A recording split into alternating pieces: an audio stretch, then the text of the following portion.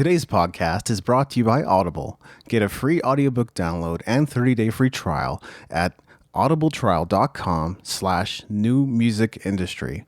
Over 180,000 titles to choose from for your iPhone, Android, Kindle, or MP3 player.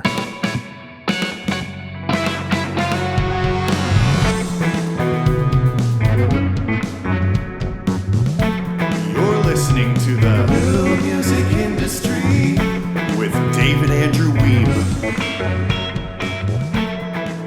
Is the essential guide to creative entrepreneurship. I've been holding up this book a lot in videos lately. I don't know what's up with that.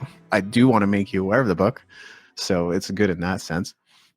Anyway, what is this all about? Why would you want it? Who cares? So last year I came out with the essential guide to music entrepreneurship, and that sold very well. And I actually got a really great response for that book as well.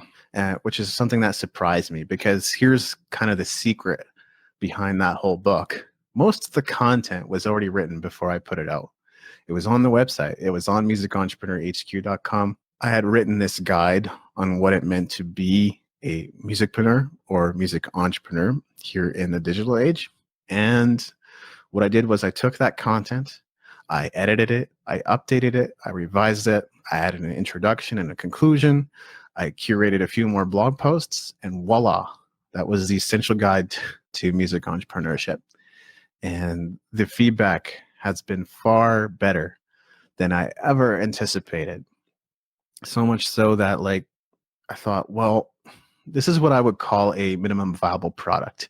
If you haven't heard of that term before, if you don't know what an MVP is, minimum viable product is like the least amount of content you need to make something that people would buy or people would be interested in.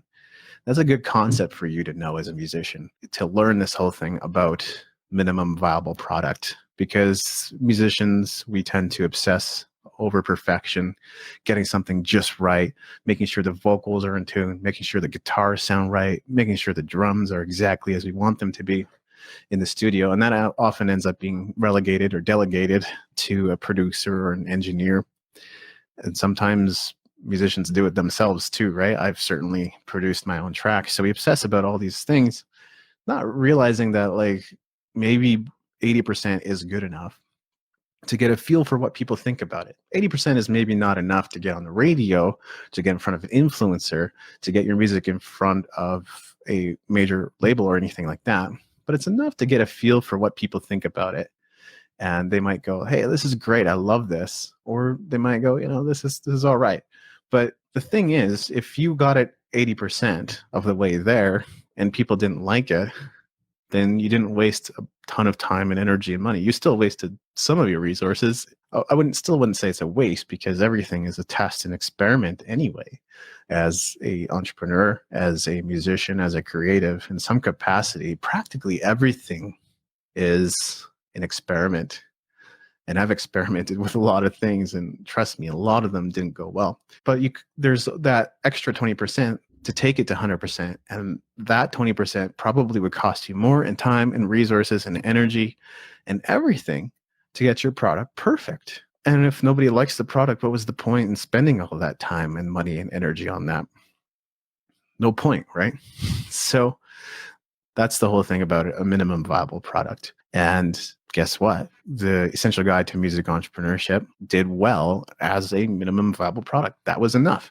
It was straight to the point. It was no BS. There wasn't a bunch of extra stuff in there. There wasn't just rambling, incoherent text, which is I hate about books. Some books anyway. I love reading books. It's just that some books go on and on and on about nothing. They're not talking about anything. They're saying a lot and not getting any kind of message across. And I'm sure you've experienced that as well. So just wanted to make you present to that fact that you can do that too. You can create a minimum viable product, put it out there, test it, see how people respond to it. If it's good, you can iterate on it, make it something better or something like it. If people don't like it, then you can make kind of a bigger adjustment based on the feedback that you've been getting. For me, though, with the Essential Guide to Music Entrepreneurship, I found a winning formula. I found something that works. I found something people will want and something that people will buy. It's an offer that converts. which is awesome. That's something to be excited about, right? When you find something that works, something that people want. And I was then approached last year with the idea of creating the Essential Guide to Creative Entrepreneurship. And I was approached by a friend and a colleague and a mentor, just a really wonderful person.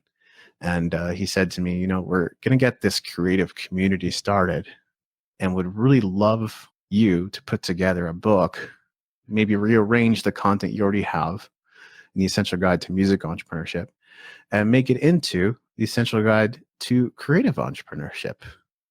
And that's how this came about. Now, I didn't just merely rework the content that was in the Essential Guide to Music Entrepreneurship. I could have done that.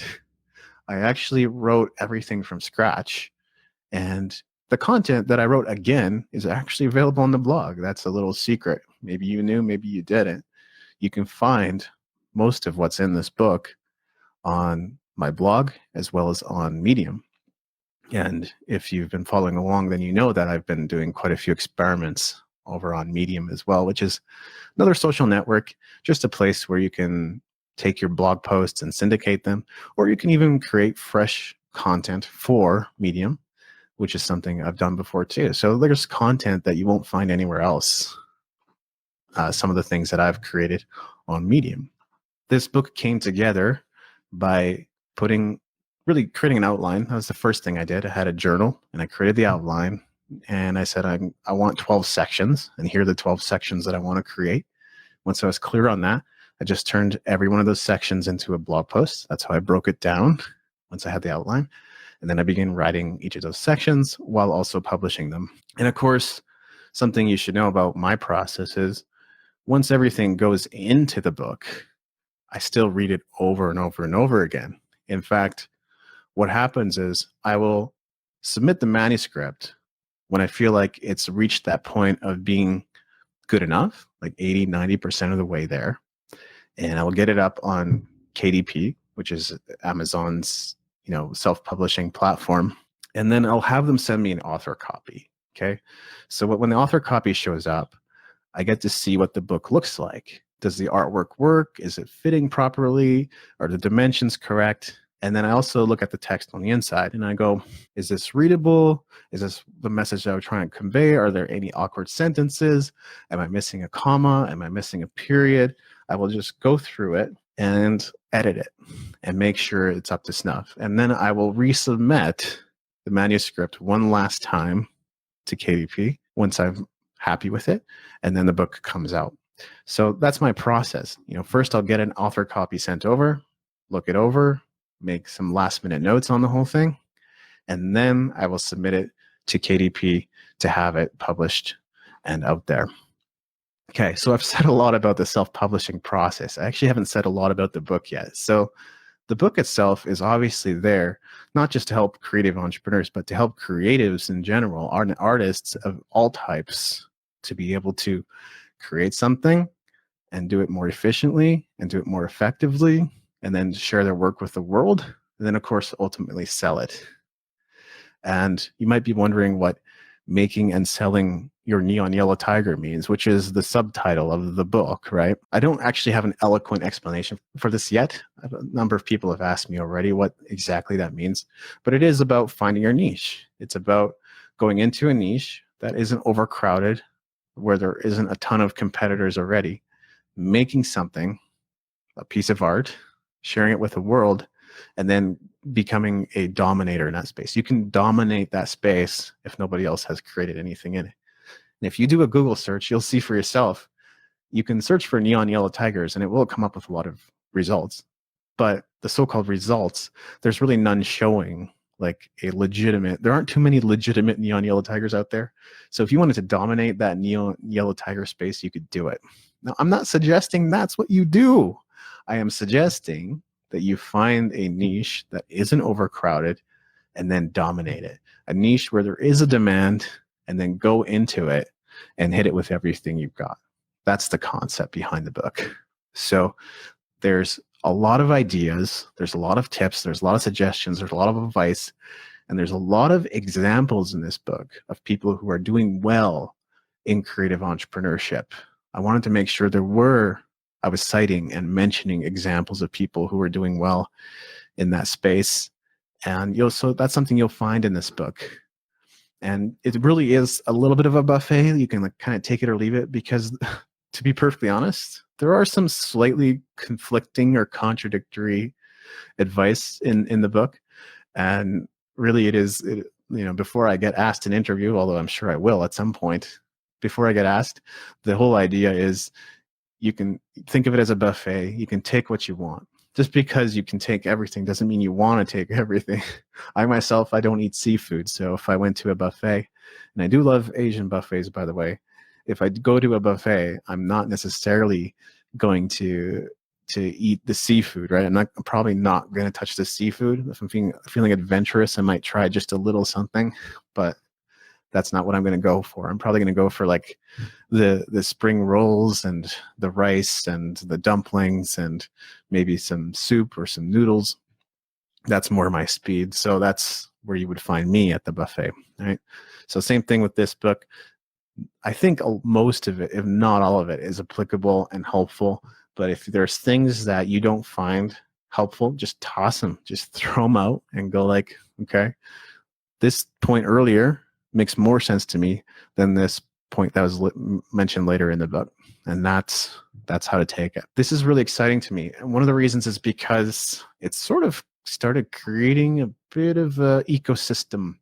What I want to do now is publish many more essential guides.